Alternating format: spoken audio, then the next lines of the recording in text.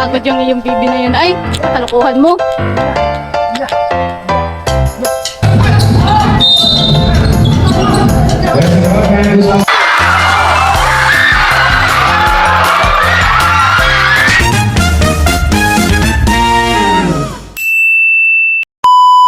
Kahapon nga po pala, nagkaakitan nga kami dalawang mag-asawa na maglakad-lakad nga. Tapos isip-isipan nga namin na minsan nga ay maglakad-lakad talaga pag ganito mga bandang hapon na. Naki-shortcut nga lang kami dito sa kapitbahay namin dito sa may papuntang Diversion Road. Tapos maya-maya nga lang nakapunta nga kami dinit na curious nga kami kung saan ang dulo nitong mismong daan din sa may pabundok baga. Kaya naman heto, agad-agad nga namin pinuntahan pero parang nga hindi pa nag-uumpisa ay ako nga parang hinihingin na nga at nakakapagod baga. Well, kasama nga namin dito ang aming alaga na aso na si Mia at syempre siya nga yung nangunguna sa amin. Hiking kami. Hiking. Yeah. Namumundok. Yeah. Nagatingin kami kung may daan baga dito o wala. Nasubukan lang namin. Kung may, kasi malapit dito sa bahay namin. Try lang namin kung saan ang dulo nito. Ay, nahingal agad ah. Di pa nga kami nangangalhati dito, hingal na nga ako dito at parang gusto ko nang sumuko. Paano pa kaya pag tunay na hikers na talaga? Ay, wari ko mas malala yun, lalo na matataas ang mga bundok. Wari ko hindi ko kakayanin mga be.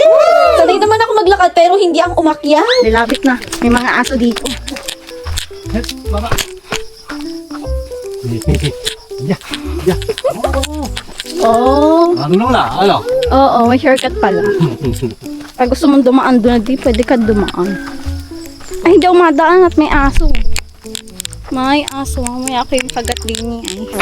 Ayun na nga, pamilyar nga pala talaga ang daan nito. At para lang nga kami ditong umikot, papunta lang din sa aming bahay. Andito na nga kami nakarating sa bahay at ito medyo kinukulang pa nga ako. Pero bago nga ang lahat ay kinuha ko na nga itong resibo at ibibigay ko nga dun sa aming kapitbahay sa may taas. Dahil napadaan rin naman kami, naalala nga pala ng asawa ko sa akin na yun na nga, meron daw palang resibo bukod pa doon. Kailangan ko daw ibigay na doon. Ay, naku, malilimuting bayan naman talaga ako. Dahil nga dalawang resibo na tanggap ko, ito agad nga ako pumunta sa bahay na to upang ibigay nga yung isa. At pagkabigay ko nga, ito nga, dito na kami sa bahay. At pagkarating ko nga, nagulat nga ako, napakarami nga palang lagaw-lagaw. Pinaka-hate ko pa naman to kasi nangangagat minsan to pag dumapo sa iyo, kainam. Pero wag ka, the good thing is, ito yung nga pala yung pinapakain namin sa aming orange. The Leopard Greco, ay hindi na nga pala siya orange ang kulay dahil namutla na nga pala siya sapagkat nga wala nga siyang makain. At dahil sa sobrang dami nga ng lagaw-lagaw o anay kung tawagin ay kami nga ay nako, hindi ako magtatagal, gusto ko na nga umalis din sa bahay at doon muna kami kumain sa labas. Kaya naman ako'y nangakit sa aking asawa na yun, pumunta na lang tayo at kita'y mangain sa labas para doon na lang kaysa naman magluluto tayo pa, mahirap magluto niya, naabutin pa tayo ng kung anong oras dahil nga sa liwanag ng ilaw baga. Pag ikaw baga naman ay nag-ilaw, malamang ang mapunta ang lagaw-lagaw doon at attractive sa liwanag yun. Abay ka, mahirap naman magluto ng walang ilaw, be. Tapos madilim, okay ka lang. Yo, charis, hindi ako galit. Huy. Well, shoutout nga pala kay kuya na kulay yellow gulay. Hindi natin masyadong nahagip ikaw dahil masyadong mabilis ang patakbo ng motor ng aking asawa.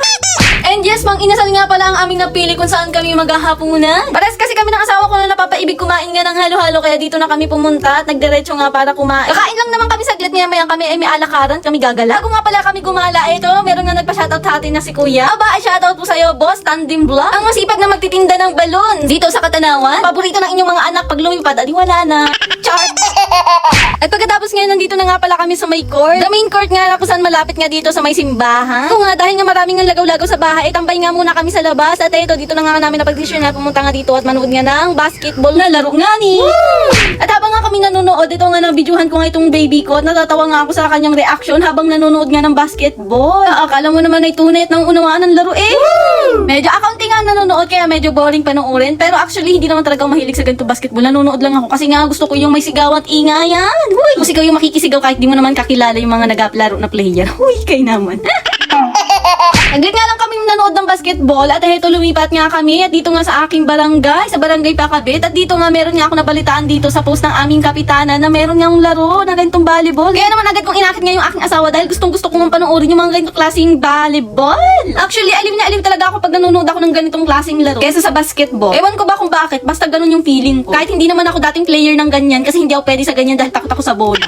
Pero wag ka, ang pinakang the best na favorite sport ko at nasubukan ko na ay walang iba kundi taekwondo. Pero hanggang training lang naman ako at sparring pero hindi ako lumaban. Lumaban man noon pero hanggang school lang. Pero pag yung mga pagdating sa ganitong baga, dayuhan at maga-promotion, naku be, hindi pwede. Dahil sa sobrang payat ko at kunting sipa lang baka talsik na ako. Woo! Yo, kainaman, grabe naman mapanlait sa sarili. And yes, aminado ako, hindi ako takot masipa pero takot ako sa bola. Woo! Shoutout nga pala sa mga mahagip din katulad ditong dalawang ito. Yung nakaputi nga pala dyan is nakachikahan ko at hindi nga na namin napanood dito ng maayos dahil sobra naming kadaldalan. Tapos maya-maya nga lang habang tumatagal nga ipaganda ng paganda nga ang kanilang labanan at dito nga ako na